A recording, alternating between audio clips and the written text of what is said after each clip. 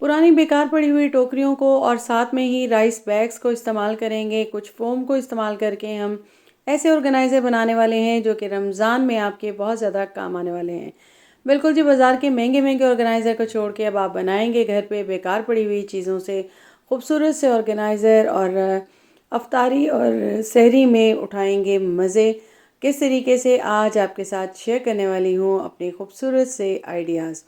बिस्मिल्लाहिर्रहमानिर्रहीम, अस्सलाम वालेकुम। कैसे हैं आप सब? उम्मीद करती हूँ खैरियत से होंगे। जी तो फ्रेंड्स, आज फिर लेकर आई हूँ ज़बरदस्त से जुगाड़ जो आपकी लाइफ को आसान भी बनाएंगे, आपकी हज़ारों की बचत भी करने वाले हैं और इसी तरीके से रमज़ान में आपके कामों को आसान करके आपके लिए रमज़ान को बनाने वाले हैं बिल्कुल ईजी और ख़ूबसूरत। किस तरीके से, चलिए स्टार्ट करते हैं। बिल्कुल जी, मुझे काफ़ी कमेंट्स आ रहे थे कि हमें कुछ ऐसे ऑर्गेनाइज़र बताइए जो हमारे बहुत ज़्यादा काम आए। तो यहाँ पे हम स्टार्ट करेंगे अपने पहले ऑर्गेनाइज़र से। तो मैंने यहाँ पे ले ली है, बिल्कुल जी, एक प्लेट ले ली है और इस तरह से राइस बैग मेरे पास मौजूद था और इसको मैंने डबल कर लिया है। तो ये मेरे पास 4 फोल्ड आ गया है। अब मैंने एक बड़ी गोल प्लेट ली है, आप चाहें स्क्वायर ले लें। तो यहाँ पे मैंने ली है गोल और इसके ऊपर रख के मैं इसको मार्क कर लूँगी।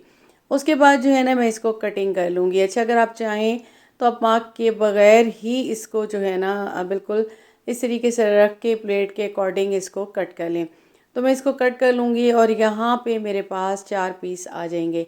ये मेरे पास एक पीस बचा हुआ था राइस बैग का, तो मैंने उसी को यूज़ किया है और यहाँ पे 4 मेरे पास आ गए हैं। 2 को तो मैं यूज़ करने वाली हूँ अभी अपने एक ऑर्गेनाइज़र के लिए और 2 मैं आपके साथ अपने एक नेक्स्ट ऑर्गेनाइज़र को शेयर करूँगी।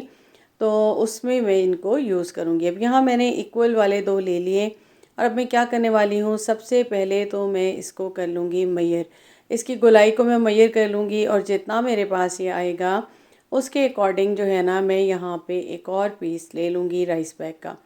पहले मैंने इसको मैयर कर लिया तो यहाँ पे ये मेरे पास आ रहा था मैयर करने के बाद 35.5 जो है वो इंचेस का, सॉरी 35.5 सेंटीमीटर्स का। तो इसको मैंने पहले ले लिया और अब मेरे पास एक और पीस बचा हुआ था। इसकी विड्थ जो है ना वो मेरे पास यहाँ पे है 25.5 और इसकी जो लेंथ मैं लूँगी ना लंबाई के रूप में, तो वो मेरे पास आ रही थी यहाँ पे ज़्यादा और मैंने यहाँ पे ले ली है 30.5।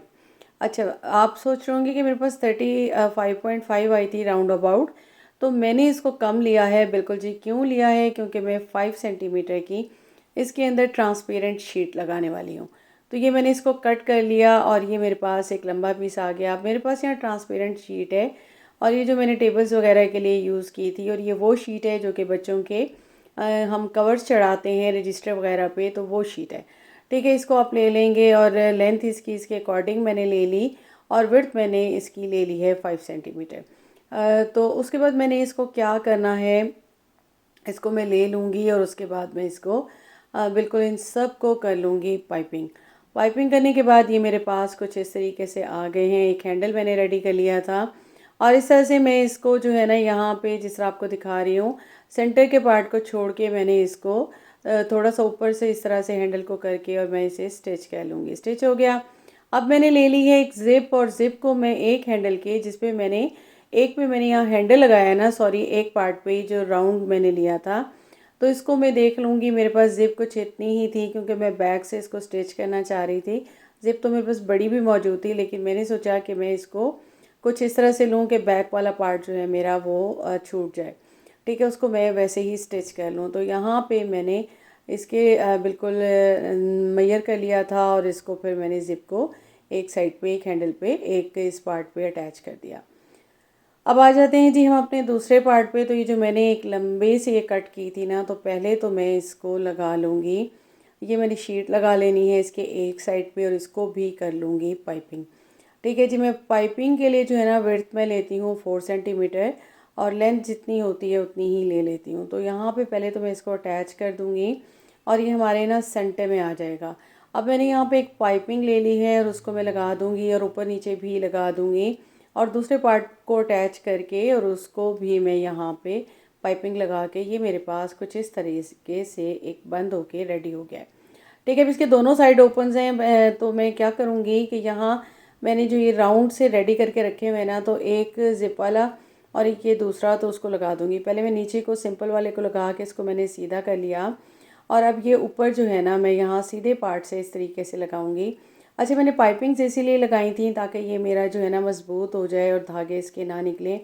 अब मैंने ये बिल्कुल इसको इस तरह से ज़िप वाला पार्ट अटैच कर लिया। अब ये जो ज़िप जहाँ से लगी थी ना, उन पार्ट्स को अंदर की तरफ करते हुए ना पहले मैंने ज़िप बंद कर ली, और जहाँ ये एंडिंग थी ना ज़िप्स की और स्टार्टिंग थी, उसको मैं थोड़ा सा फोल्ड करके अंदर की तरफ करूँगी, और उसके बाद ये बैक वाले पार्ट पे भी मैं सिलाई लगा दूँगी, और ये मेरे पास रेडी होके आ जाएगा कुछ इस शेप में। ये बिल्कुल जी एक ज़बरदस्त ऑर्गेनाइज़र मेरा बन के रेडी हो चुका है। मल्टीपर्पज़ है, आप इसको किसी भी तरह यूज़ कर सकते हैं। किचन में आप अपनी सूखी रोटियां वगैरह रखने के लिए भी यूज़ कर सकते हैं, या और चीज़ें रखने के लिए। तो यहाँ पे जी मैंने बिल्कुल बनाया है, हमारे पास होते हैं ये पापे, बच्चे अक्सर खाते हैं। तो ये क्या होता है, शॉपर में ही होते हैं और इस तरह से ख़राब नहीं होते, तो ये इधर उधर लटके रह जाते हैं। तो मैंने यहाँ पे ऑर्गेनाइज़र बना दिया। कभी ये टेबल पे पड़े होते हैं, बच्चे जब खाएंगे तो सर रख देते हैं। अब मैंने इसके अंदर इसको रख दिया, एक तो सेव हो गए। अब इसी को उठा के मैं बिल्कुल डाइनिंग पे रख दूँगी, और बच्चों को जब ज़रूरत होगी ईज़िली इसमें से निकाल के ले लेंगे। तो कैसा लगा आपको मेरा ये आइडिया?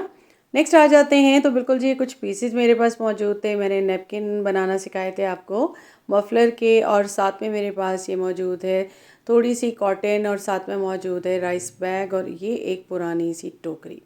तकरीबन ये 15 साल पुरानी है, और मैं आज इसको एक नया लुक देने वाली हूँ। सबसे पहले तो मैंने राइस बैग का ये जो पीस था ना, हमने अभी कटिंग किया था, हमारे पास आ गया था, तो उसको मैंने डबल कर लिया और इसके ऊपर रख ली इस टोकरी को उल्टा करके, और इसका मेजर करके बिल्कुल इसकी जितनी ये मुझे चाहिए ना, तो उसी तरह राउंड अबाउट बिल्कुल इस सी की शेप की मैंने यहाँ पे कट कर ली, और ये 2 पीस मेरे पास आ जाएंगे। अब मैंने क्या किया कि मैं अक्सर मैंने आपको बताया कि फ़ोम की शीट मेरे पास होती है, तो उसको भी मैं ले लूँगी। यहाँ पे पहले तो मैंने ये नैपकिन वाले पार्ट को ले लिया, एक पीस को ले लिया, उसे डबल कर लिया, और उसको भी मैं इसके बिल्कुल अकॉर्डिंग मार्क कर लूँगी। और इसी तरह से मेरे पास यहाँ पे ये शीट मौजूद है फ़ोम वाली, और ये कौन सी है, ये जो हम विकी रज़ाइयाँ वगैरह बनाते हैं ना, ये वो वाली शीट है। तो इसका मैंने मेरे पास ये पीसीस थे, एक पार्ट मैंने निकाला था, तो उसमें से कुछ पीसेस बच गए थे। इसको मैंने डबल कर लेना है, और डबल करके यहाँ पे मैं इसको भी कट कर लूँगी। अब मैंने एक पीस रखना है कपड़े का नीचे, सेंटर में मैंने ये फ़ोम रख दिया, ऊपर मैंने कपड़ा रख दिया, और सबसे ऊपर मैं ये 2 पार्ट जो मैंने राइस बैग के कट किए थे, इसको रख के मैं चारों तरफ से सिलाई लगा दूँगी। तो ठीक है जी, लग गई सिलाई। और अब क्या हुआ कि अब मैंने ले ली है ये बास्केट, और सेंटर से मैं इसको 1 इंच का अंदर की तरफ से करके और राउंड अबाउट करके नीचे की तरफ ला के मैंने इसको जब मेजर किया, तो मेरे पास ये आ गया 7 इंच का। अब मैं इसको बिल्कुल गोलाई में करूँगी, तो इसके चारों पार्ट्स लेके मेरे पास ये आ जाएगी तकरीबन जो है ना, ये है जी 24 आ गई इसकी जो है वो विड्थ। और अब मैंने क्या करना है, लंबा पीस लेना है। तो यही जो मैंने पीस कट किए थे ना, नैपकिन बनाए थे, तो यही मेरे पास 4 पीस मौजूद हैं। इन चारों को जोड़ लूँगी तो मेरे पास ये आ जाएगा 34। अच्छा, आप सोच रहे होंगे मैंने 24 मेजरमेंट थी, तो मैंने 10 इसलिए ज़्यादा लिया है ताकि मैं इसको जो है ना चुनट लगा लूँ। और विड्थ मैंने इसकी देखी तो विड्थ मेरे पास थी 9, और मैं 9 ही रहने दूँगी क्योंकि ऊपर से मैंने इसको नेफा भी मोड़ना है। तो सबसे पहले तो मैंने यहाँ पे इसको चारों तरफ से सिलाई लगा दी बिल्कुल इसकी शेप के अकॉर्डिंग, और ये मेरे पास पार्ट आ जाएगा अभी रेडी होके। ठीक है, मैं कटिंग करने लग गई थी, तो मैंने इसको अभी सिलाई नहीं लगाई थी, तो मैंने इसको जो है ना इस तरह से सिलाई लगा देनी है, और सिलाई लगाने के बाद ये सारे पीस यहाँ पे रेडी हो जाएंगे। ठीक है, इसको मैंने सीधा ही रख लिया था सारी चीज़ों को, क्योंकि मैंने वैसे भी इसके ऊपर जो है ना वो लगानी है अभी दूसरे पार्ट को, दूसरे कपड़े को। तो यहाँ पे मैं पहले तो इनको आपस में जॉइंट कर लूँगी। आपके पास लंबा कोई पीस मौजूद है तो आप बिल्कुल उसको यूज़ कर सकते हैं, वरना आपके पास जितने कलर की कतरने हों आप उसको भी यूज़ कर सकते हैं। पहले तो मैंने इसको कर लिया है जी बिल्कुल इस तरीके से आपस में सी लिए। अब ऊपर से नेफा दे दूँगी, तो ये मेरे पास ना 7 इंच का बच जाएगा। 2 इंच का मेरे पास यहाँ पे ये जो विड्थ आ रही थी ना, तो एक्स्ट्रा आ रही थी 9, तो वो नेफे में चला गया। अब मैंने क्या करना है, इनको इक्वल ले लेना है, और साइड से पहले तो इसको सिलाई लगा दूँगी, ऊपर से नेफे वाली साइड को मैं छोड़ दूँगी, और बाकी मैं इसको सिलाई लगा के बंद कर दूँगी। अब ये मेरे पास कुछ इस तरीके से एक पीस रेडी हो जाएगा। अब जो मैंने ये रेडी किया था ना, इसके ऊपर मैं रखूँगी, इसको मैं सीधा रखूँगी क्योंकि जो मैंने कपड़े वाला पार्ट है वो नीचे रखा है, उसे उल्टा समझें, और दूसरे वाले पार्ट को मैंने अंदर की तरफ और इसके ऊपर मैं इस तरह से रख के और इसको नेफे वाली साइड को मैंने साइड पे कर दिया और नीचे वाले पार्ट को मैं इसके ऊपर रखती जाऊंगी और इस तरह से थोड़ी थोड़ी चूनट देते हुए, क्योंकि मैंने एक्स्ट्रा कपड़ा लिया है, मैं चाह रही थी थोड़ी सी चूनट भी आ जाए, तो चूनट देते हुए मैं इसको पूरा राउंड इसकी शेप के अकॉर्डिंग इसको स्टिच कर दूँगी। ये मेरे पास आ गया कुछ इस तरीके से, ये देखिए। और ये बोरे वाला पार्ट मैंने ऊपर ही रखा था और नीचे से अब ये नेफा आ गया। अब क्या करूँगी, अपनी टोकरी पे इसको इस तरीके से चढ़ा दूँगी और ये देखिए जब मैं इसको सेटिंग करूँगी ना, ये कुछ इस शेप में ज़बरदस्त सी रेडी हो जाएगी। बैक में हमने नेफा डालना है तो वो सारा नीचे की तरफ चला, नेफा डाला है वो सारा नीचे की तरफ चला जाएगा। अब ये मेरे पास पतली सी इलास्टिक मौजूद है, तो सबसे पहले तो मैं क्या करूँगी, जो मैंने नेफा डाला है ना उसके अंदर इलास्टिक डाल के इसको टाइटली मैं जो है ना यहाँ पे इतनी लूँगी कि ये बिल्कुल ही बंद हो जाए। ठीक है जी, अब मैंने यहाँ पे इसको सेट कर देना है और नीचे से इलास्टिक को खींचते हुए मैंने इसको बंद कर देना है। अब ये एक मेरे पास वॉशेबल जो है ना बास्केट रेडी हो चुकी है। अगर ये मैली भी हो जाए ना तो हम इसको उतार के इजीली जो है वॉश कर सकते हैं। यहाँ पे मैं इसको टाइटली बंद कर दूँगी और इसको मैं ग्लू वगैरह लगा के कुछ बिल्कुल नहीं अटैच करी ताकि हम इसको वॉश भी कर लें। तो ये जी आ गई है आपके पास, कुछ इस तरीके से रेडी हो गई है। आप चाहें तो इसे एज़ इट इज़ यूज़ करें, किचन में यूज़ करें, या फिर आप वैसे ही अपनी चीज़ें रखने के लिए कहीं भी यूज़ कर सकते हैं।